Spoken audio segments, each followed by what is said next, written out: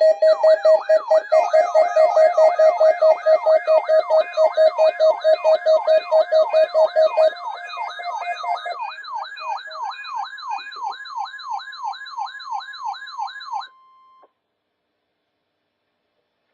is a weekly test of the NOAA weather radio warning device.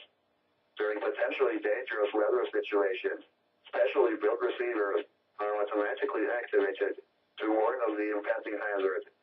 Tests of these receivers normally are conducted by the National Weather Service every wet day around noon. When there is a threat of or existing severe weather in the area on wet day, the test is postponed until the next good weather day.